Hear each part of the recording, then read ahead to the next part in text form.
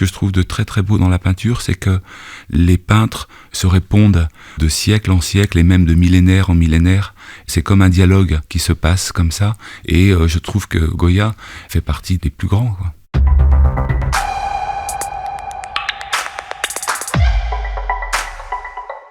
Bienvenue dans l'Amour de l'art, le podcast de la galerie Perrotin. Ici, des artistes nous parlent d'autres artistes. Musique, littérature, cinéma, art visuel, théâtre. Ils et elles nous partagent de manière très personnelle leur regard sur ces œuvres qui les fascinent. Car l'art appartient à tous, nous en sommes convaincus. Comme l'a si bien écrit Pierre Bourdieu dans L'Amour de l'art, la culture n'est pas un privilège de nature, il suffirait que tous possèdent les moyens d'en prendre possession pour qu'elle appartienne à tous. L'artiste Lionel Estève expérimente différentes matières et techniques pour créer des collages, des assemblages, des sculptures ou des mobiles.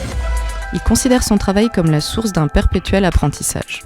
Son esthétique inclassable échappe à la rhétorique habituelle de l'art contemporain, pour évoquer plutôt un sentiment de beauté absolue. Il a choisi aujourd'hui de nous parler d'un des derniers grands maîtres de la peinture classique, Francisco de Goya. Bonne écoute.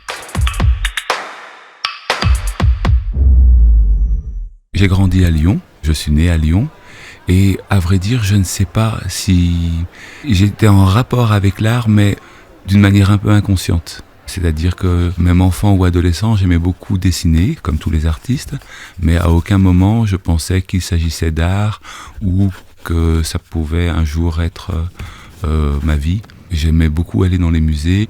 La chose que j'adorais le plus, c'est quand on voyait un peintre dans la rue. Je passais ma journée à côté de lui à regarder comment il faisait et à parler avec lui. Et mes parents me laissaient là. Mais c'est quelque chose qui m'a... moi j'imagine que c'est vraiment un lieu commun pour un artiste de dire ça. J'ai toujours été fasciné, oui, par les peintres, par les sculpteurs. Et j'ai toujours fait, moi, ce que j'appelais du bricolage, quoi. Chez nous, on avait un livre d'art. Et c'est assez amusant parce que c'était un livre d'art de Maurice Estève et on l'avait simplement parce qu'il s'appelait Estève et que c'est notre patronyme. Donc c'est pour ça qu'on avait ce livre. Et moi je me souviens de ce livre où il y avait ces peintures comme ça avec des très belles couleurs et tout. Je me souviens que j'aimais beaucoup, je trouvais que c'était un bon coloriste, quoi. À Lyon, il y a un musée qui s'appelle le Palais Saint-Pierre, qui est gratuit, qui est en plein centre-ville. Et à vrai dire, j'étais un peu un enfant des rues. Et donc, de temps à autre, j'allais au Palais Saint-Pierre seul. J'étais intéressé plus par des propos un peu techniques, comment ils faisaient les ombres. J'aimais beaucoup les ombres. À un moment, quand on dessine, on dit que le volume et l'ombre sont liés. Donc, pour faire du volume, on regarde les ombres et tout ça et tout ça. Je ne sais pas vraiment pourquoi j'ai choisi Francisco de Goya. C'est venu comme ça, naturellement. J'ai pas un rapport avec les autres artistes où il y a un artiste, je me dis tout ce qu'il a fait extraordinaire. Et après, je me suis vraiment posé la question. Je me suis dit, tiens, mais pourquoi est-ce que j'ai dit Goya, quoi ? Aux Beaux-Arts de Lyon, quand j'étais étudiant, la dernière chose qu'il fallait faire, c'était dessiner et peindre. Si tu faisais ça, t'étais vraiment le ringard de service. Il fallait faire des photos, des vidéos, des performances qu'on appelait des perfs, des installations qu'on appelait des installs. Et là, ça allait, tu pouvais encore prétendre draguer un peu les filles et tout, et tout. Et mais alors, si tu avais le malheur de faire un dessin, en plus un portrait de quelqu'un ou un truc, là, t'étais vraiment has-been, vraiment grillé, quoi. Donc, j'avais pas ce rapport-là, quoi. J'avais pas ce désir, j'avais pas cette attention, Je suis parti de Lyon en plein milieu de mes études pour aller vivre à Madrid. Et donc j'ai vécu 2 ans à Madrid. Et là, ça a été un grand changement pour moi. Ça a été un changement parce que déjà l'art que je voyais autour de moi était plus du tout le même. Et aussi, je crois que j'ai rencontré d'autres artistes qui m'ont un peu fait comprendre que c'était pas nécessaire, quand on voulait faire de l'art, d'être avant-gardiste. D'avoir ce rapport aux avant-gardes, aux choses comme ça, je ne veux pas parler d'une notion de tradition, mais qu'il pouvait y avoir une profondeur et un intérêt dans le passé. Ça a changé ma vision de l'art. Et Goya a participé à ça, au fait de me questionner à l'époque, quoi, en tant que petit étudiant français qui arrive en Espagne et qui découvre une autre culture, qui découvre que le monde, c'est pas que la France, et tout ça et tout ça. Bon, ma rencontre avec Goya fut dans le métro. Il y a une station de métro à Madrid qui s'appelle Goya.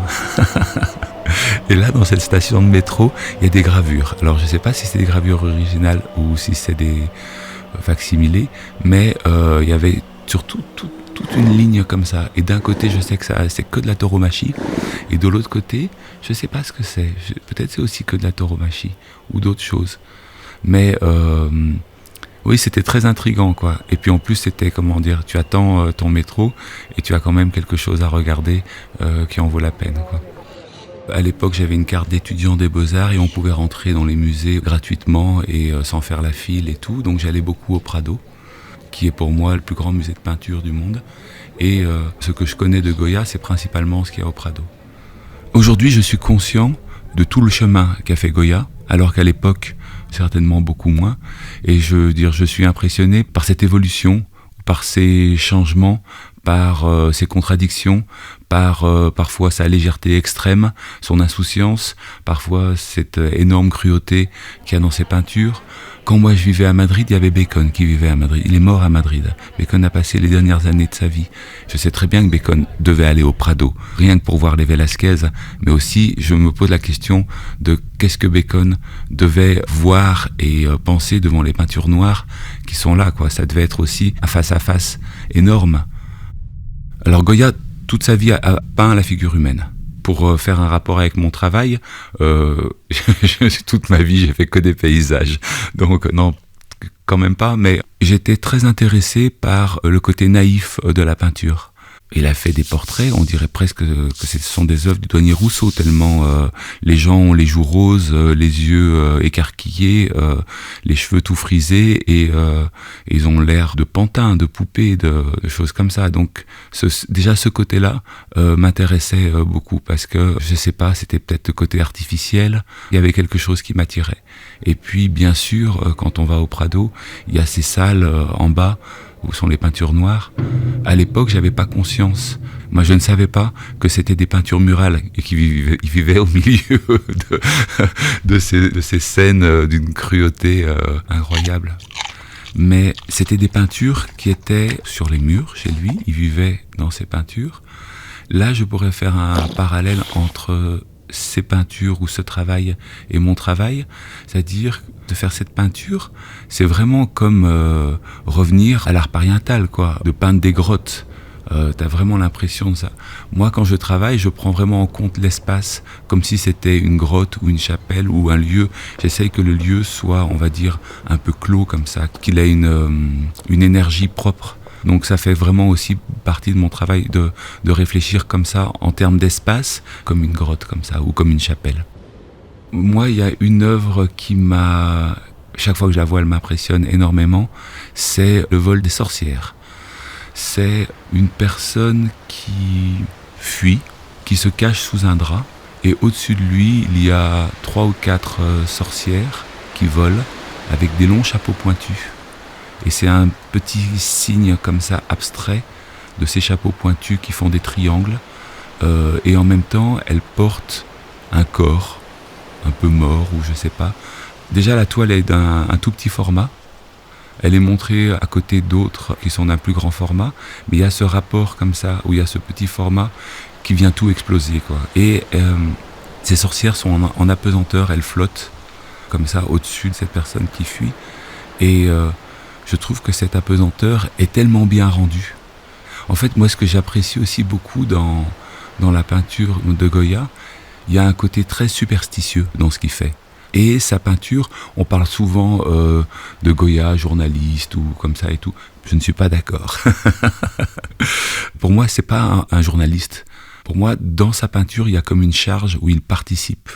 Il participe à cette superstition, il participe à ce malheur, il veut pas dénoncer, mais il vit la chose comme ça. Et dans cette peinture des sorcières, c'est presque un acte magique qu'il fait en peignant. Et c'est pour ça aussi, quand je parlais d'art pariétal avec ces peintures noires dans sa maison, pour moi aussi, c'est aussi un acte magique. Comme dans les grottes, ces peintures aussi étaient certainement un acte magique. Ce que je trouve intéressant aussi dans Goya, c'est que d'une certaine manière, mais peut-être je dis une énormité, je ne suis pas historien de l'art, mais en tout cas pour moi, c'est le premier qui change. Velázquez a peint du Velázquez toute sa vie, Zurbarán, il a fait du Zurbarán toute sa vie. Ben voilà, El Greco, il a fait du El Greco. Ils ont fait ce qu'ils avaient à faire et c'est très bien, et bravo. Mais Goya, tout d'un coup, ben non. Oui, il a fait ses portraits, il a commencé par faire un peu des trucs de tapisserie, et puis après il a fait des portraits, il est arrivé au sommet, il peignait le roi, la cour, tous les grands, et puis après sa vie a changé, son œuvre a changé, et je trouve ça aussi touchant et intéressant que son œuvre s'adapte à sa vie ou sa vie s'adapte à son œuvre, ou il y a quelque chose comme ça. Ça m'intéresse. Et ça, peut-être d'une certaine manière, on a peut-être ça aussi en commun, où moi mon travail change beaucoup, et c'est, je vais pas dire selon mes humeurs, mais c'est aussi selon ce que je suis en train de vivre, quoi. Tout d'un coup, il était, le peintre le plus léger, le Andy Warhol de l'époque, qui faisait les portraits de toutes les stars de l'époque, c'est-à-dire la noblesse et la cour et tout ça. Et tout d'un coup, ce monde-là s'écroule. Il y a Napoléon qui débarque avec ses soldats et tout le monde fuit où il peut. Lui, il s'est retrouvé là. Il y a eu des atrocités. Il aurait pu très bien rester caché et tout. Oui, il a fait le Dos des Maillots, le 13 des Maillots, toutes ces peintures-là. Mais il y a aussi un truc que je trouve très fort, c'est que dans ces peintures, il sait décrire la cruauté, et ces peintures sont cruelles en même temps. Dans la cruauté, il y a cette forme d'ironie du sort, comme ça, c'est quelque chose d'incompréhensible, et cette incompréhension, il sait la transmettre dans ses peintures.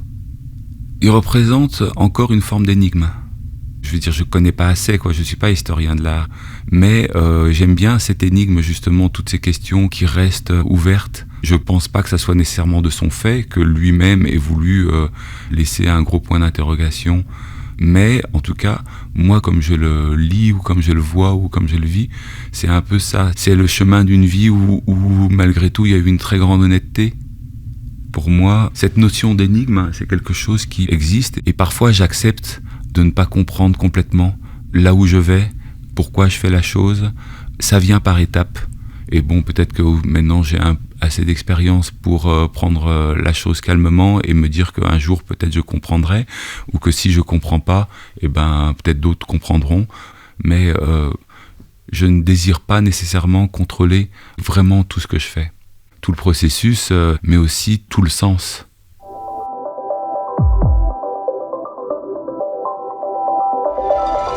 Nous espérons que vous avez apprécié cette discussion autour de Francisco de Goya avec Lionel Estève.